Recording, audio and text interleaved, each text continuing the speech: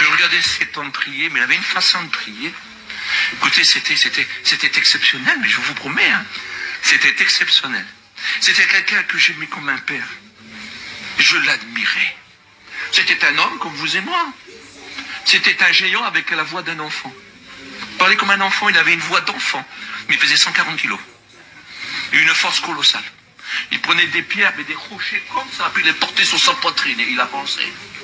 C'était cet homme-là, mais avec une douceur qu'on ne pouvait pas vous imaginer. Puis un jour, j'ai ouvert sa porte, il était minuit, 1h du matin. J'avais oublié de frapper. Mais je savais qu'il ne dormait pas, parce que souvent il travaillait toute la nuit. Et puis j'ai ouvert sa porte. Puis il était sur la banquette, comme ça, les pieds allongés. Puis il était en prière. Et je vous promets que son visage brillait aussi fort que la lune. J'ai eu peur. J'ai fermé la porte et je suis parti. Je ne l'oublierai plus jamais.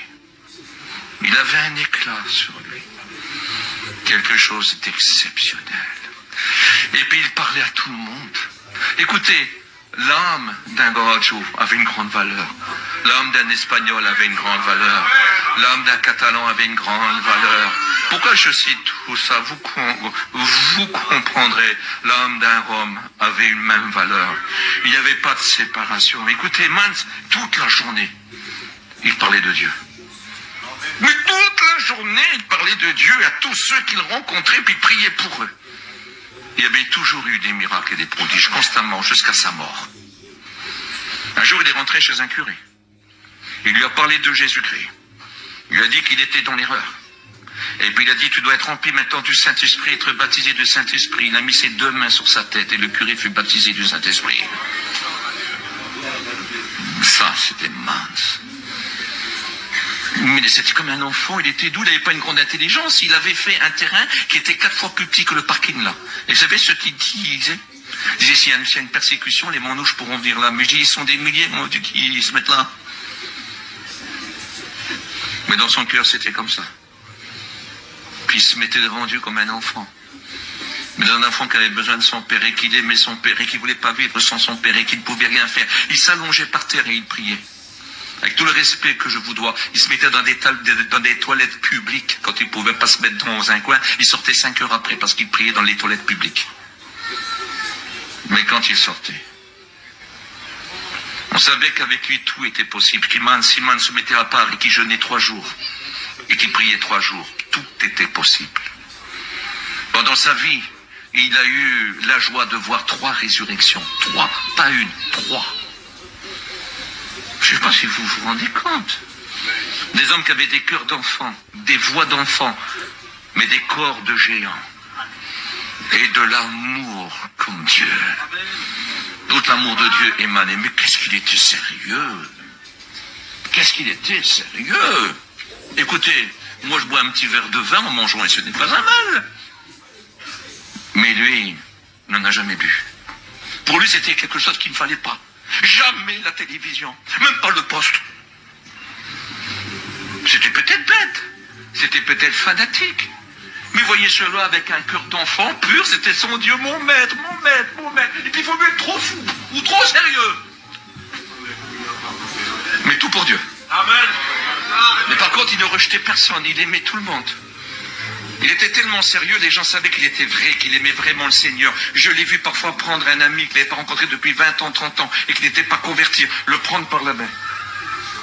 Et marcher avec lui. Il faisait 200 mètres avec lui, quand il revenait, l'ami était converti. C'est important. Le sérieux. Et un dimanche matin, il s'est levé. Il s'est habillé. Il avait des chemises à fleurs, il avait un paletot rouge, un pantalon comme ça, des souliers avec des talons comme ça, il des bourrons. Il avait sa façon, on a l'impression parfois quand il s'habillait comme un clown. Et puis les cheveux étaient coupés là, avec une mèche qui faisait ça. C'était mince. Il n'y en avait qu'un. C'était un du ville. Un homme bon. Et puis il a fait son culte. Puis il a prêché. Rempli d'esprit. Et après il dit, on chante un cantique. Parce que moi, ça ne dérangeait pas de faire sa réunion, même s'il n'y avait personne, s'il n'y avait pas de pasteur avec lui. Hein. Il dirigeait les cantiques, il rendait grâce, il prêchait, il priait pour les malades, tout ça, ça marchait bien avec lui. Hein. Il n'y avait pas de plainte. Et s'il fallait le faire tous les jours, ça ne lui dérangeait pas. Et 3 fois par jour, ça ne lui dérangeait pas non plus. C'était ça, Mans. Et il dit, on va chanter un cantique. Et il a chanté ce cantique. À toi la gloire, ô ressuscité. Et puis il est tombé. Et la table était immense. Elle était comme cette table-là. Beaucoup plus épaisse encore et beaucoup plus large. Et puis, il est tombé sur cette table-là.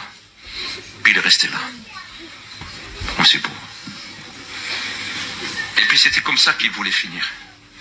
Debout comme un soldat. Il était mince. Il ne faut jamais oublier ça. N'oublions jamais. Parce qu'elle veut dire quoi que mort, il parle encore. Et aujourd'hui,